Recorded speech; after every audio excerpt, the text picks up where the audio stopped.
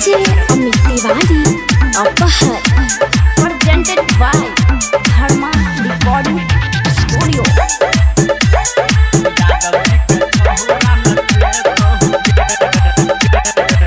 DJ पे गाना बजे तो हुगे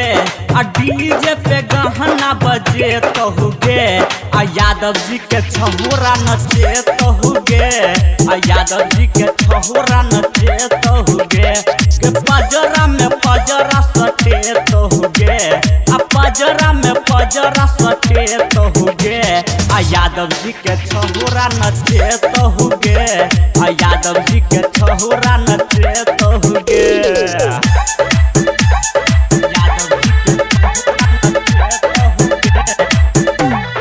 डीजे अमित तिवारी अपहर गई नाचे न एलही तू डीजे पे छहुरी देखा नहीं अपन तू पावर गे हाँ लफुआ छहुरा के मान ले बतिया नहीं तो गिर तहु टावर गे हाँ नाचे न एलही तू डीजे पे छहुरी देखा नहीं अपन तू पावर गे हाँ लफुआ छहुरा के मान ले बतिया नहीं तो गिर तहु टावर गे चोली में नंबरी घुसे तो हुगे आ चोली में नंबरी घुसे तो हुगे आ यादव जी के छहोरा नचे तो हुगे आ अहिर जी के छहोरा नचे तो हुगे गे चोली में नंबरी घुसे तो हुगे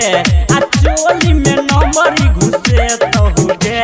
आ यादव जी के छहोरा नचे तो हुगे आ अहिर जी के छहोरा नचे तो हुगे।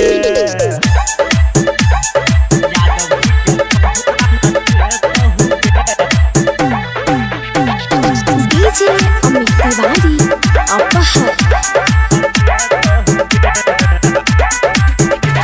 गई देवो हम नंबरी देख दे टंगरी बाजू ने है ना तू बोली गे हाँ राइटर के सब कह छो तोरा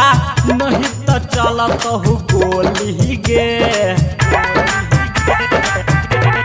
हाँ देवो हम नंबरी देख दे टंगरी बाजू ने है ना तू बोली गे हाँ राइटर के सब कह छो तोरा नहीं तो चलत हु गोली गे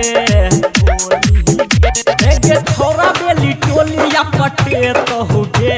आ छोरा भगवतवा पटे तो हुगे आ यादव जी के छहोरा नचे तो हुगे आ अहिर जी के छहोरा नचे तो हुगे आ छोरा बेली टोलिया पटे तो हुगे आ छोरा भगवतवा पटे तो हुगे आ यादव जी के छहोरा नचे तो हुगे आ यादव जी के छहोरा नचे तो हुगे। धर्मा रिकॉर्डिंग स्टूडियो भड़गामा।